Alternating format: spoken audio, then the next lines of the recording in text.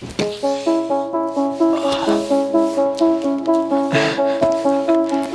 is up, guys? I just got a new pair of speakers for my editing suite, and it got me thinking about audio.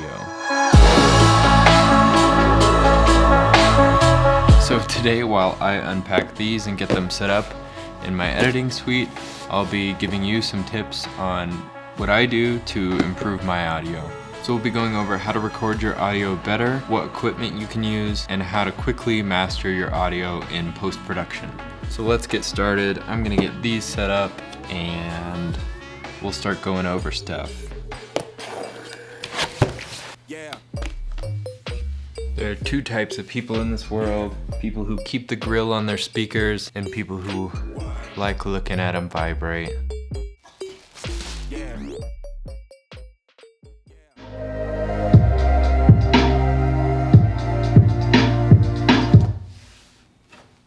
Very good. The first tip that I'm gonna give might seem obvious to most of you, but it's something that I definitely overlooked, especially in the beginning. It's something that you get into post-production and you're just like kicking yourself. And that's shooting next to refrigerators that are loud, shooting with the air conditioning running, shooting with a fan on. Any of those things make it harder to have really clean audio. Now, it's okay to shoot with the microphone on top of your camera in close proximity, but when you're getting into professional stuff or short films, you're gonna wanna get that microphone as close as possible to your subject, especially when you're shooting with a zoom lens or something like that. So it doesn't matter what kind of shotgun mic you're using. I used much cheaper ones for a long time. As long as you get them super close and pointed directly at the person's mouth, then you're definitely going to improve your audio. All you need is a headphone extension cable, something to mount this on, like a boom stand or a regular microphone stand like the one I'm using here.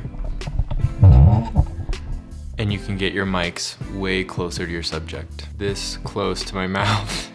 That's definitely going to make a huge difference with your audio quality because you're not going to be picking up as much room ambience. The other option is a lav mic, and these are great for in cars or in large crowds or at weddings when you can't have a microphone mounted up, and they isolate the subject a little better than a boom microphone might in like crowds and stuff like that. So you can go wireless with these, you can go wired, you can get a little recorder and put it in your pocket, and then you have to sync the audio later, but you get the idea. This is going to give you a lot cleaner audio than putting a mic on top of your camera and standing super far away or in a car. The other thing is, don't use the automatic microphone setting on your camera. You want to set the gain on your audio to match what's going on. You can do this in most cameras. There are a few entry-level cameras that you cannot do this in, unfortunately, but still getting that mic closer is gonna help you a lot. You're gonna wanna record audio peaking around 12 to 6, so that means you wanna keep the loudest parts of your scene between 12 and 6 on that little audio monitor in your camera. When you're starting to get into a little bit more professional audio, you can go with something like this. This is the Rode NTG1, and it is an XLR-based microphone which plugs directly into most audio recorders like the H4n and also cameras like the C100 that I'm shooting on now. Why am I talking like this? Before we get into editing, I wanted to mention these headphones. They're studio monitor headphones. They're great for recording audio and great for editing audio. The sound reproduction with studio monitors, no matter how cheap or expensive, is going to be a lot better than regular headphones or regular speakers. And when you're recording audio for film or video, you definitely want to make sure that you're getting accurate sound reproduction. And these have definitely saved me. When I put them on, you hear something that you wouldn't normally hear. So if you're able to, monitor your audio recording, and if you're not able to, I still recommend these for editing audio because they are awesome. Without further ado, let's get into how you can master your audio in post-production quickly and make it sound awesome. So for this demo, I'm just gonna pull in a couple of clips from one of my older videos. All right, so first I'll show you. This is my mastered audio. This is my unmastered audio track. And I'll just show you the difference really quickly. So the list I'm gonna go over is basically just a traditional So the list I'm gonna go over is basically just a traditional. The fastest way to master all the audio in your video at once is to highlight the entire row of clips and nest it into one sequence. So I'm gonna grab it, hit nest, nested sequence 18, it's fine. So now you can see all the audio has been combined into one nice little clip. We'll go ahead and hit render and replace, and that will allow us to go back in and edit the clip in Adobe Audition. I like editing in Adobe Audition, but everything I'm about to show you, you can do without leaving Premiere Pro. So we've got our clip here. The first thing I'm gonna do is go to favorites, normalize to -3. That just kind of brings everything up to where it's peaking around -3.